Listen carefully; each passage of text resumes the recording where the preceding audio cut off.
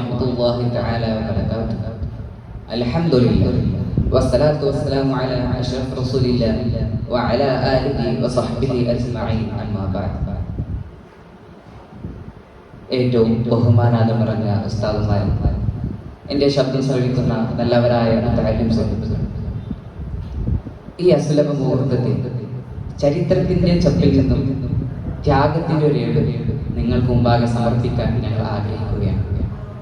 ഖൽബുള്ളവരെ കരയിപ്പിക്കുന്ന, കണ്ണീരിൽ ചാലിച്ചെടുത്ത ഒരു കഥ ഞങ്ങൾ അവതരിപ്പിക്കാൻ പോകുന്ന കഥയുടെ പേര് അടർക്കളത്തിലെ വീരസുൽത്താൻ. അതെ, അടർക്കളത്തിലെ വീരസുൽത്താൻ. ബിസ്മിയും ഹംദും മോദിടാം, സ്വല്ലി സ്വലാത്തു മുരത്തിദ, ചരിത കിസ്സ നിരത്തിദ, കഥകൾ തുടങ്ങിടാം. ബിസ്മിയും ഹംദും മോദിടാം, സ്വല്ലി സ്വലാത്തു മുരത്തിദ, ചരിത കിസ്സ നിരത്തിദ, കഥകൾ തുടങ്ങിടാം. മൈസൂരിൻ തൻ പൂങ്കനി, ഹൈദരലി തൻ തേങ്കനി, അസുലഭ സുമമേ അസ്സലാം. ബിസ്മിയും ഹംദും മോദിടാം, സ്വല്ലി സ്വലാത്തു മുരത്തിദ, ചരിത കിസ്സ നിരത്തിദ, കഥകൾ തുടങ്ങിടാം. പാരാവാരം പോലെ പരന്ന് കിടക്കുന്ന മൈസൂർ പട്ടണമാകെ ശബ്ദമുഖരിതമാണ്. ഒരു ഭാഗത്ത് ഒരു കച്ചവടം പൊടി മറുഭാഗത്താവട്ടെ വിവിധ ഇനം ജോലി ഏർപ്പെട്ട ജനങ്ങളുടെ വൻ തിരക്ക്. ഇതിനെല്ലാം ഇടയിൽ അങ്ങിങ്ങായി നിൽക്കുന്ന പാറാവുകാരൻ അങ്ങോട്ട് നോക്കൂ, അവിടെ എന്തോ കാണുന്നു. മൈസൂർ കൊട്ടാരമല്ലേ, അവിടെ എന്തോ ഒരു ആഘോഷത്തിന്റെ രീതിയല്ലോ. എന്താണത്? ഏറെ പുകളാലേറ്റം മദ്ഹലെ മൈസൂരൻ നാട്ടിൽ ഉദയം കൊണ്ടേ. ഏറെ പുകളാലേറ്റം മദ്ഹലെ മൈസൂരൻ നാട്ടിൽ ഉദയം കൊണ്ടേ. എരിയും മനസ്സകമേ പോണകം ചാർത്തിടും ടിപ്പു സുൽത്താനിൽ വരവും കൊണ്ടേ. വന്നല്ലോ പുണ്യ പൂമാൻ വരവായല്ലോ, വന്നല്ലോ ടിപ്പു സുൽത്താൻ വരവായല്ലോ. ഏറെ പുകളാലേറ്റം മദ്ഹലെ മൈസൂർ നാട്ടിൽ ഉദയം കൊണ്ടേ. ഏറെ പുകളാലേറ്റം മദ്ഹലെ മൈസൂർ നാട്ടിൽ ഉദയം കൊണ്ടേ. അതെ, നമ്മുടെ ഹൈദരാജാവിന്റെ പത്നി ഫാത്തിമ ബിയുടെ പുന്നോമന പുത്രൻ. ഉറക്കമില്ലാത്ത പ്രാർത്ഥനയുടെ ഫലമായിരുന്നു ആ കുഞ്ഞുമോൻ. ഹൈദരാവട്ടെ കുഞ്ഞിനെ സ്നേഹത്തോടെ ടിപ്പു എന്ന് വിളിച്ചു. ടിപ്പു തന്റെ ചെറുപ്രായത്തിൽ തന്നെ അത്ഭുതങ്ങൾ കാണിച്ചു. അത്ഭുതങ്ങൾ വെച്ചാൽ മഹാത്ഭുതങ്ങൾ. മതവിദ്യാഭ്യാസവും യുദ്ധമുറകളും അനായാസം പഠിച്ചവരുടെ ടിപ്പു കുതിരപ്പന്തയത്തിൽ മികവ് കാണിച്ചു. അങ്ങനെ പള്ളിക്കൂടത്തിൽ പഠനം തുടർന്നുകൊണ്ടിരിക്കുന്ന ഇടയിലാണ് ടിപ്പുവിന്റെ കർണപുടത്തിൽ ആ വാർത്ത അലയടിച്ചത്. എന്താണ് ആ വാർത്ത? കയ്യിൽ കിതാബും പിടിച്ച് ടിപ്പു പള്ളിക്കൂടമരികെ. കയ്യിൽ കിതാബും പിടിച്ച് ടിപ്പു പള്ളിക്കൂടമരികെ. അറിയുന്നു പിത ഹൈദരലി യുദ്ധപട നയിച്ചിടെ പിടിച്ചടക്കുവാൻ കോട്ടക്കൊത്തളങ്ങൾ. ഉടനടി അടിവിട കൊടുപടവളയില് അടരടിപ്പട ജയിച്ചെന്നുള്ള ദിനപെരിട്ടിപ്പു ഹൈദരലി പുത്ര തങ്ങളെ സുഹൃത്ത തന്തിര സൽഗുണരവേര വിജയമം ചെയ്ത. കയ്യിൽ കിതാബും പിടിച്ചിട്ടിപ്പു പള്ളിക്കൂടമരികെ. കയ്യിൽ കിതാബും പിടിച്ചിട്ടിപ്പു പള്ളിക്കൂടമരികെ. അതെ, ഹൈദരലിക്കെതിരെ ബ്രിട്ടൻ പടയോട്ടം നടത്തിയിരിക്കുന്നു. ഇത് കേട്ടതും തുറന്ന പുസ്തകം അടച്ചു വെച്ചുകൊണ്ട് ടിപ്പു തന്റെ ഉപ്പാന്റെ സൗകര്യത്തിലേക്ക്. ഉപ്പ അങ്ങ് പോർക്കളത്തിലിരിക്കുമ്പോൾ ഞാൻ കൊട്ടാരത്തിൽ ശ്രദ്ധിക്കുകയോ, ഞാനും കൊണ്ട് ഉപ്പ അങ്ങയുടെ കൂടെ. ഇത് കേട്ടതും പിതാവ് ഞെട്ടി. എന്ത്, ഈ ചെറുപ്രായത്തിൽ തന്നെ ഈ പോർക്കളത്തിലേക്കല്ലോ? എങ്കിലും ആ കൊച്ചുമോൻ നിർബന്ധത്താൽ ഹൈദരലിക്ക് വാങ്ങി കൊടുക്കേണ്ടി വന്നു. അങ്ങനെ 70,000 വരുന്ന സൈന്യവുമായി 17 ടിപ്പു മംഗലാപുരം ലക്ഷ്യമാക്കി കുതിച്ചു പാഞ്ഞു. അവിടുത്തെ കോട്ടക്കൊത്തളങ്ങളിൽ നിന്ന് ബ്രിട്ടന്റെ പേരെടുത്ത് ബോംബെയിലേക്ക് കെട്ടിച്ചു. പിന്നെ 1874 മൈസൂർ ഒരു യുദ്ധം പോലും നടന്നില്ല. അതിനൊരു കാരണമുണ്ട്. എന്താണ്?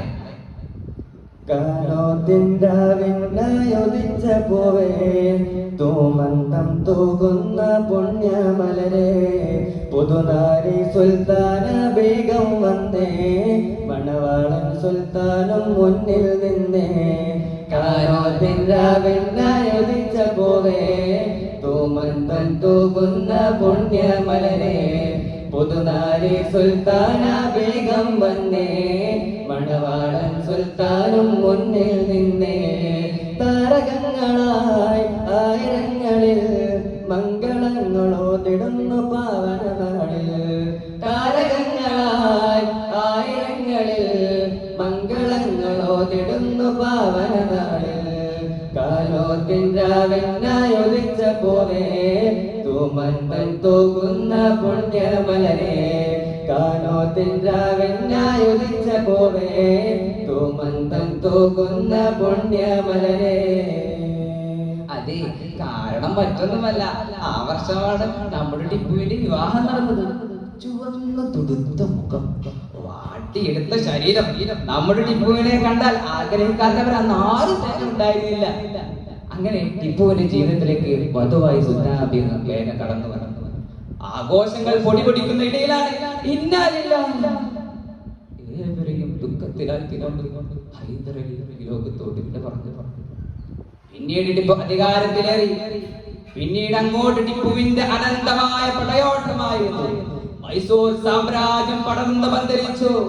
മൈസൂരിനെ ബ്രിട്ടനെ പേടി സ്വപ്നമായി മാറി. ടിപ്പുവിനെ മുട്ടുകുത്തിപ്പിക്കാൻ ബ്രിട്ടൻ അടവുകൾ 18 പയറ്റിയെങ്കിലും യുദ്ധം അസാധ്യമാണെന്നറിഞ്ഞ ഒറ്റുകാരൻ ചാക്കിട്ട് കൊടുത്ത ഒരു വലിയ സൈന്യത്തെ തന്നെ തയ്യാറാക്കി. ആ മാതൃകാവാഹൻ സുൽത്താന്റെ ഓരോ നീക്കങ്ങളും ബ്രിട്ടന്റെ കൈമാറിക്കൊണ്ടിരുന്നു. പ്രതീക്ഷിച്ചതുപോലെ വലിയൊരു ഏറ്റുമുട്ടൽ തന്നെ അരങ്ങേറി. വാളുകൾ തമ്മിൽ ഏറ്റുമുട്ടി. ഇരട്ടത്തോക്കിൻ വെടിയുണ്ടകൾ നെഞ്ചിൻ കൊടുകൾ തകർത്തുകൊണ്ട് മുന്നേറി. എങ്കും ആർപ്പുവിളികൾ, ആർപ്പനാദങ്ങൾ, യുദ്ധമുറവിളികളല്ലാതെ ഒന്നും തന്നെ കേൾക്കാനില്ല. വെടിയുണ്ടകളുടെ പ്രത്യാക്രമണം ബ്രിട്ടന്റെ സൈന്യത്തെ ചിതറിത്തെറിപ്പിച്ചു. ഒരു നിമിഷം ബ്രിട്ടൻ പിന്മാറാൻ തീരുമാനിച്ചെങ്കിലും ഒറ്റുകാരൻ ബ്രിട്ടന് കൂടുതൽ സൗകര്യം ഒരുക്കിക്കൊടുത്തി. ഈ സമയത്ത് സുൽത്താന്റെ അടുത്ത് വന്നുകൊണ്ട് ഒരുത്തൻ എന്തോ മന്ത്രിച്ചു. പിന്നെ ഗർജനമായിരുന്നു, ഒരു ഗർജനം. ശത്രു താണ്ഡവങ്ങളിൽ കോട്ടയും ഒഴുകിയേ വൃദ്ധനാം പറഞ്ഞതിൽ ടിപ്പുവും ഞെട്ടിയേ. വീരനടരാടിടാൻ പടയണി നയിച്ചിടെ ശത്രു സൈന്യമേകയും പകച്ചതൂ നിന്നിടേ.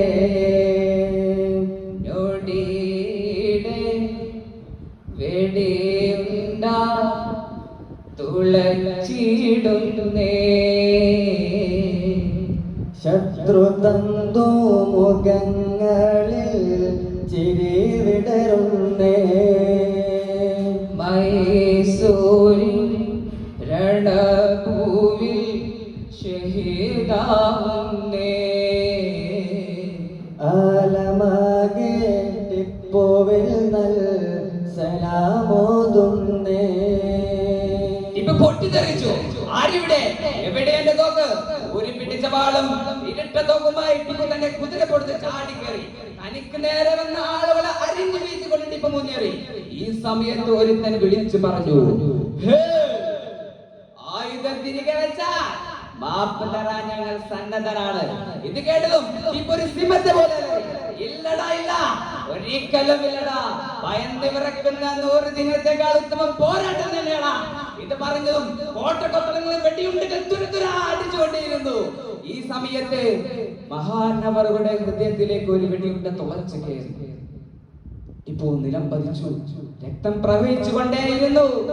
ഈ സമയത്ത് തനിക്ക് നേരെ വന്ന ശത്രുക്കളെ അരിഞ്ഞു വീഴ്ത്തി. അതിൽ ഒരുത്തൻ വിട്ട തൊടുത്തു വിട്ട അമ്പ് മഹാനവറുടെ കർണപുടത്തിലേക്ക് തുളച്ചു കയറുകയാണ്.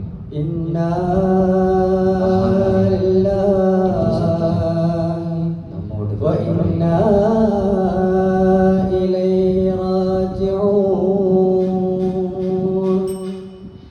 മഹിമറ്റ പൊൻവിളക്ക ജനങ്ങളിൽ ഭരിച്ചുള്ള ധീരരെ കഥ ഞങ്ങൾ നിർത്തിടുന്നേ സരളമായി മരിച്ച ചരിത്രങ്ങളും സദാ ഓർമ്മിച്ചിടാൻ ഞങ്ങൾ തേടുന്നേ മഹിമറ്റ പൊൻവിളക്ക ജനങ്ങളിൽ ഭരിച്ചുള്ള ധീരരെ കഥ ഞങ്ങൾ നിർത്തിടുന്നേ സരളമായി മരിച്ച ചരിത്രങ്ങളും സദാ ഓർമ്മിച്ചിടാൻ ഞങ്ങൾ തേടുന്നേ സല്ലല്ലാഹു അലാ മുഹമ്മദ് സല്ലല്ലാഹു അലൈഹി വസല്ലം സല്ലല്ലാഹു അലാ മുഹമ്മദ് സല്ലല്ലാഹു അലൈഹി വസല്ലം അല്ലാഹുമ്മ സല്ലി അലാ മുഹമ്മദ് യാ റബ്ബി സല്ലി അലൈഹി വസല്ലം.